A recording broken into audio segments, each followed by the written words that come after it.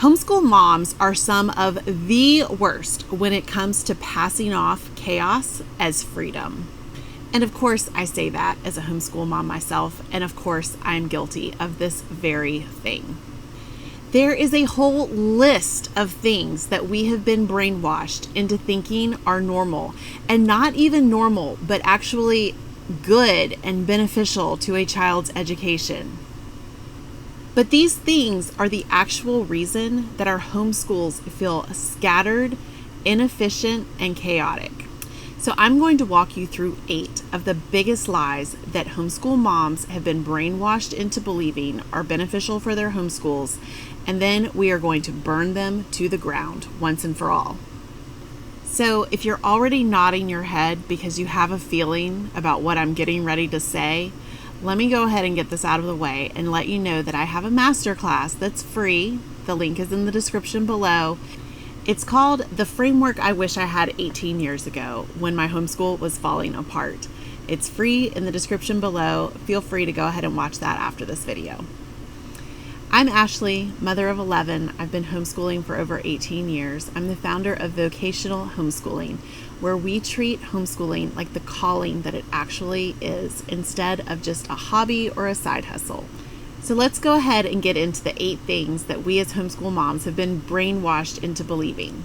Number one, we don't really do grades.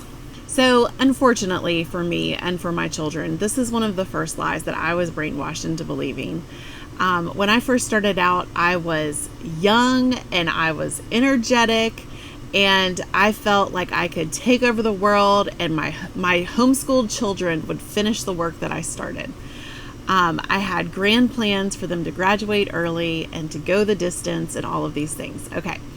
So one of the things, though, that caught up with me really quickly was how hard it is to get everything graded. And so, unfortunately, I listened to a mother who was way more relaxed than I was, basically on every single front. I'm not just talking schooling, but definitely education, housekeeping skills, cooking, like everything was way more relaxed than what my standard was. But I was desperate and I was tired. And instead of encouraging me to continue to do the good work, she told me that grades don't matter, that they're basically the equivalent of what someone would say today is a social construct. Well, let me tell you something.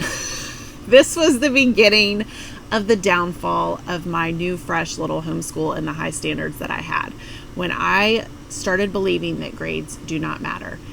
Mom, they do matter, okay? That is how you, as a homeschool mother and teacher and really principal of your homeschool, that is how you assess what is happening. Now, is it the only tool that you're going to use to assess progress? No, obviously not.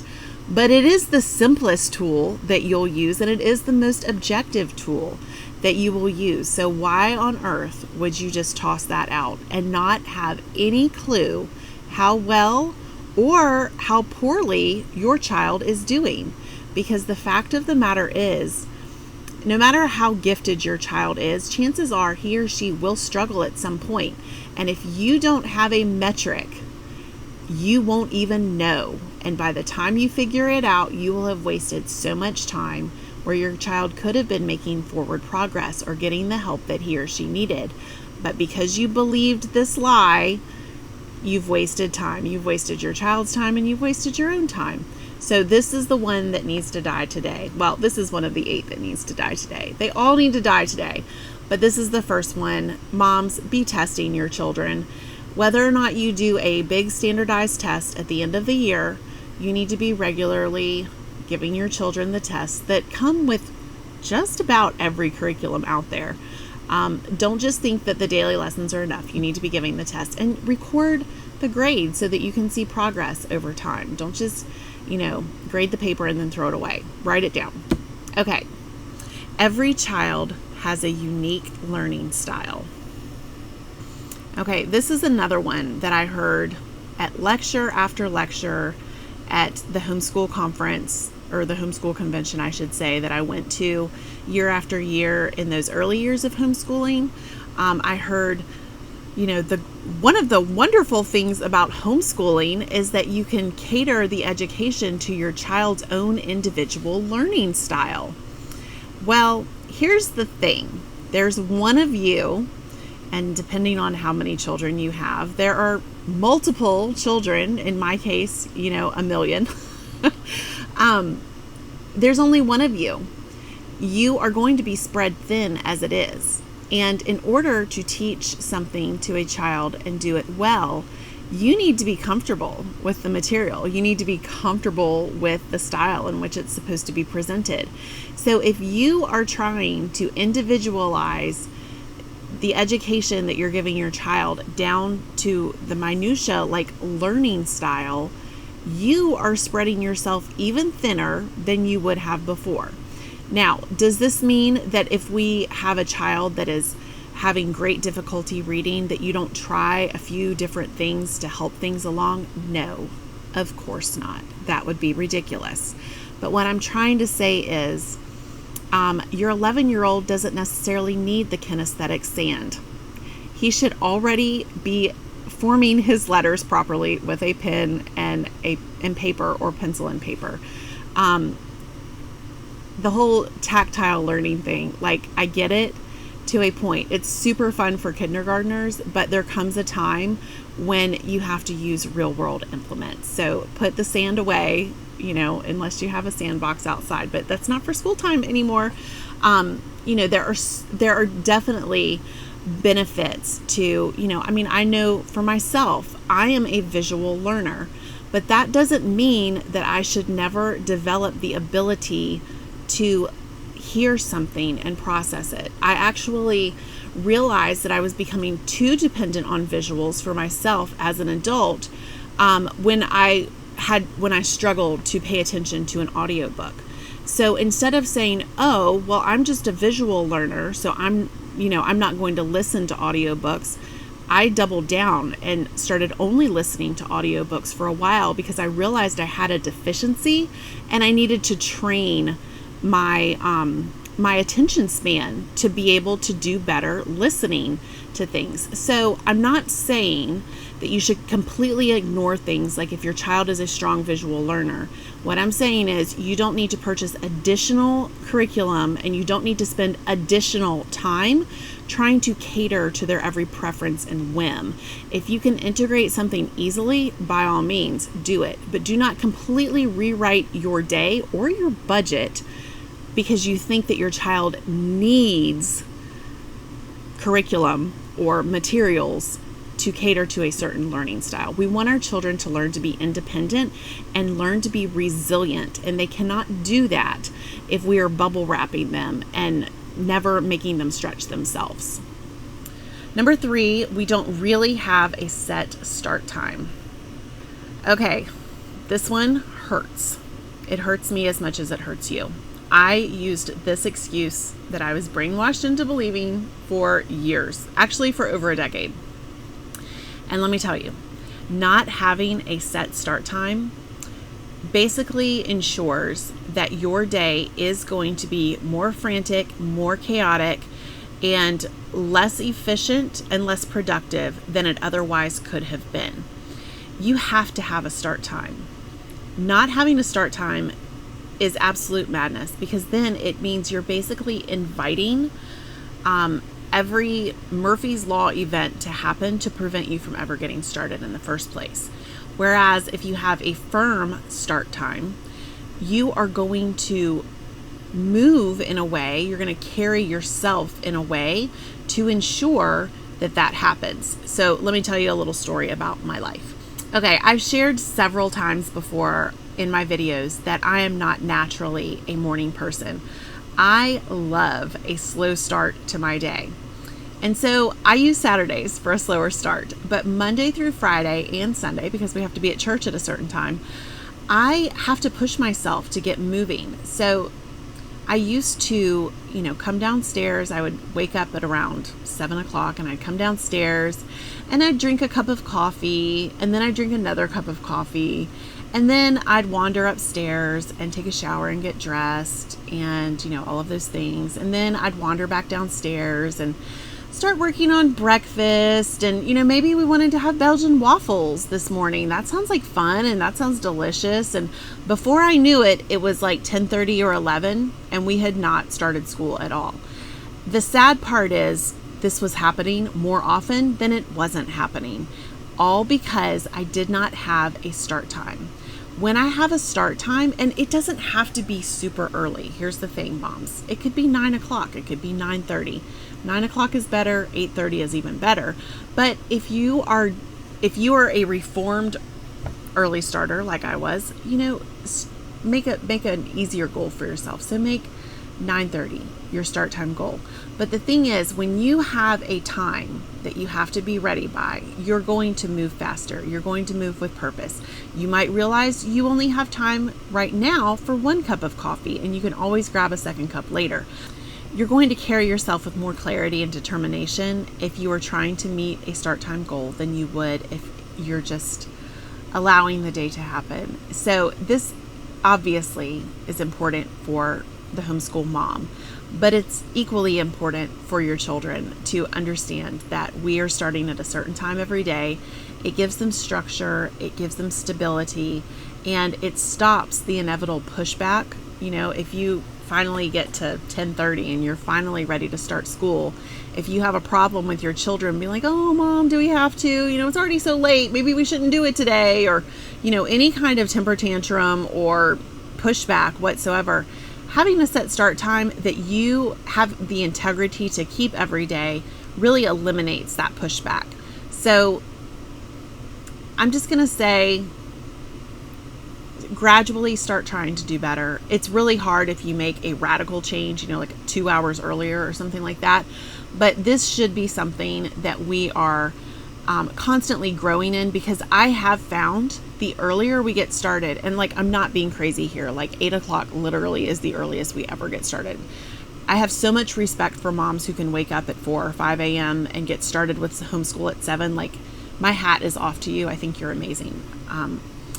But, even just an 8 or a 9 o'clock start time, you will be amazed at how much more you can get done by starting early. I am constantly amazed at the difference between how much we can accomplish now in the morning and how much we used to, 4 years ago. It really is night and day. Homeschool is just a lifestyle. Okay, this is another one that I heard at the homeschool convention. Learning is a lifestyle. Homeschool is a lifestyle of learning. It's making lifelong learners.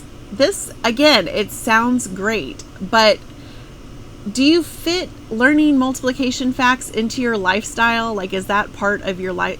It's not. There are so many parts of learning that are never going to organically happen.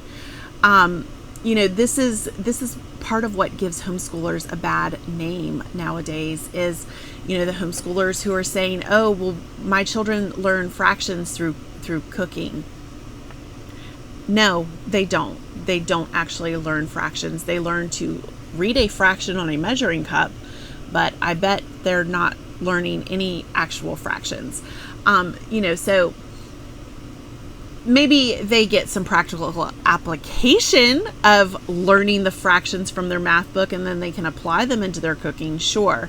But they are not going to achieve any level of mastery in math just by cooking. I feel like any person with average intelligence is able to come to this conclusion if they're not trying to excuse their own behavior.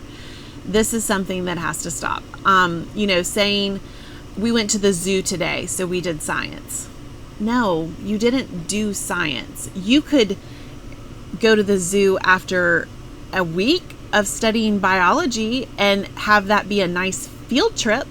But listen, ladies, the public schools do not call field trips doing school. They call them field trips, they have an actual name. So we shouldn't be trying to pass off actual academics for field trips or for cooking, which is just a life skill. It's an important life skill. I love to cook. I'm a great cook. I'm teaching my daughter how to become a caterer. She wants to start a catering business. Like there are skills involved here, but that's not school. And so we need to stop lying to ourselves and anybody else by trying to justify our lack of discipline by saying our kids are doing school through life. It's not complete. It's not enough. And we all really know that. Like, let's stop using that excuse. If we decide that we need to take a day off, we need to just say we're taking a day off of school today instead of trying to say, we're lifestyle learning today. It's not the same thing. It doesn't matter when they learn it. Yes, it does. It absolutely matters when they learn it. There are too many children who are being homeschooled who aren't learning to read until they are 9, 10, or 11, if at all. It matters. It matters when our children learn their math facts. It matters when they learn how to read. It matters because you can't move on to the next stage of learning until you have mastered the basics. So we need to stop thinking that delaying teaching our children to read is a virtuous thing. It is not virtuous. There is no benefit. There has been study after study after study on this. The case really is closed. Anyone who continues to argue this is really, well, they're doing their child an injustice, obviously, but ladies, we need to have higher intelligence than this. It's just not acceptable. Now, I'm not saying that if your child is having difficulty reading, that you are doing anything wrong. I myself have had a child who it took several years for him to become fluent in reading, whereas everyone else, 6 months to a year, and we were done with that part of the instruction. If you are working hard on teaching your child to read and they are having trouble, that is not the same as waiting until your child is 9 years old to even start working on letter sounds. It's not the same as noticing that your child is struggling and ignoring it, thinking it's going to get better when you should really be seeking more help. Those are not the same things. I'm talking about people who are purposely waiting until their child is much older and past the window where it's easy to learn how to read. It becomes a struggle the longer you wait. So that's who I'm talking about. And I'm talking about too, if for whatever reason, because it is hard for our children to learn their math facts. It takes a lot of work, right?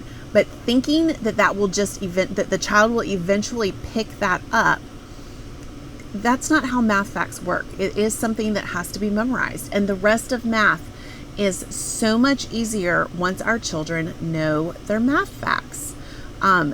I am so blessed. I have an older homeschool mom in my life, and I have known her since I was pregnant with my oldest son. So she has been a mentor for me, and she homeschooled her 3 children. And that was one thing that she drilled into me that I made sure not to tune out, because I did tune out some of her very good advice. But I listened to her when she told me, Ashley, your kids have got to learn their math facts. You have to prioritize that, because if you do not, they will always struggle with math. Counting on fingers does not mean that they know their facts. They need to know them cold. And it is so true. We need to prioritize that. We need to prioritize reading. These are the foundations of learning. So thinking that our children are just going to eventually pick it up, or telling people they'll learn when they're ready, that has to stop. That is not okay. I'm not asking you to make sure that your child is a child prodigy and reading at 3 or 4, although some people do that, and that's fine. I'm just saying we need to stop fooling ourselves into thinking that if our children are struggling to learn something, that we don't need to work harder at it, or we don't need to find other resources, or even call in outside help. Okay, so if this video is hitting home and you are starting to realize that maybe you have built your homeschool on some of these lies, then again, I want to invite you personally to my free masterclass, the framework that I wish that I had 18 years ago when everything was falling apart. I created this for moms who know that their homeschool could be more, but they're just not really sure where to start to make that happen. It will give you clear structure, a step-by-step framework, and renewed conviction in your calling, which you really do need to get the job done well. The link for that is in the description box below. Okay, number 6 is I don't want to kill their love of learning. Okay, so this really is the ultimate excuse for just not wanting our children to ever have to do anything hard. And let me just tell you this, it's a darn shame, okay? Our children learning to do hard things builds resilience in them. We do not want to raise fragile, weak children who crumble at the first sign of stress or opposition. We want to be raising strong, hardy, resilient children who can look struggle in the face and figure out a way through it. So here's something that I learned as an adult. This is not just for children, this is for all people in general. We love the things that we're good at. Nobody enjoys doing something that they're bad at. But here's the thing, when your child is starting school, they're bad at it.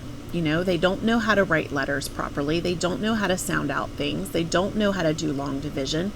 You have to be bad at something for a while to get good at it. But the thing is, the key is you have to keep doing it. You have to do it with proper instruction and proper correction, and then do it again right, and then do it again, and then do it again. And before you know it, you're good at it. Once you get good at these skills, they become fun.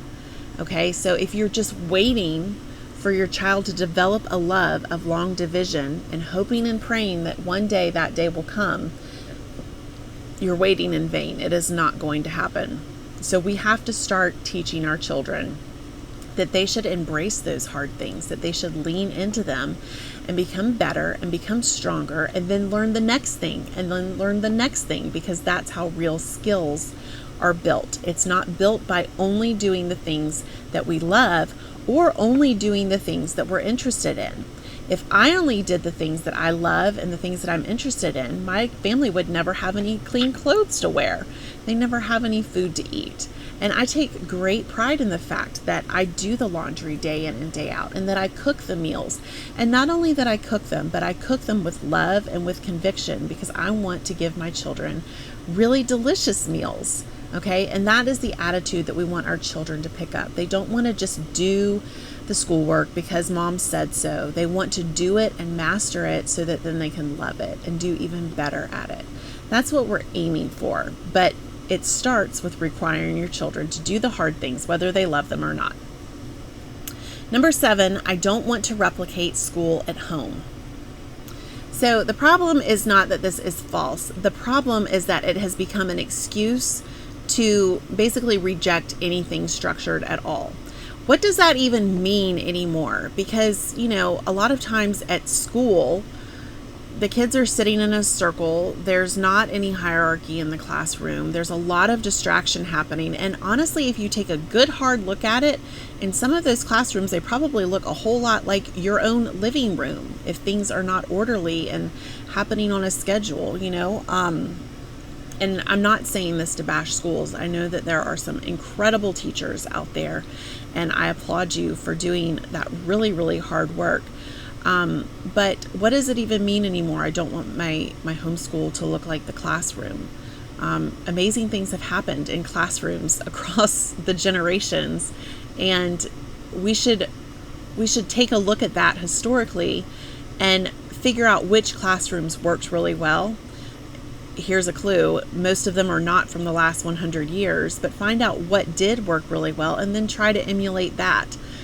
We're not going to get anywhere by trying to reinvent the wheel. Let me tell you that already, because, you know, 100, 200 years ago, educated people were so much more educated than we are today. And so they were doing something really, really right generations ago that we have lost. So instead of just pushing the idea of a classroom education out the door and never considering it again, what we should be asking is, what were they doing 100 years ago in a classroom that obviously worked that I'm not doing today? And then we should start emulating that. Remember, education has already been mastered at some level. People used to be super smart, okay? So instead of reinventing that wheel, why don't we look to the past and draw the best parts of that and put those into our homeschool instead of just, allowing basic chaos to reign. Number 8, they're learning all the time through play. Okay, listen, I live out in the country on 11 acres. My children spend a lot of time playing outside. I am all for play. I'm all for work outside too, not just play. But if your 11-year-old still has a sensory bin and has never even thought about doing long division yet, we have a problem. He's not going to learn long division through playing in sand. So play does not teach perseverance. It does not teach logic, and it certainly does not teach mastery of anything besides searching out a good time. So should there be time for play in the day? Yes, there absolutely should be time for play in the day. But that amount of time for play in the day should definitely not exceed the time spent on academics. Of course, if we're talking about preschoolers or kindergarten, of course they need more playtime. But that's really not who I'm referring to right now. So we need to make sure that we are hitting the academics, and we need to make sure that we are keeping play in its proper perspective. Okay, look, there is a reason why all of these lies sound so seductive. They make you feel safe, they sound gentle, but they do not produce results. And if you're like me, you didn't keep your kids out of school just to avoid a broken system. You wanted more for them than that. You started homeschooling because you felt that your family was called to something higher. And that's why I started vocational homeschooling, to help serious moms like you stop floundering and start leading their homeschools. So don't just watch the video and nod along. Take the next step. Go ahead and watch my masterclass. It's free. The link is in the description box below. And I will show you exactly how to make that desire for a well-run homeschool a reality.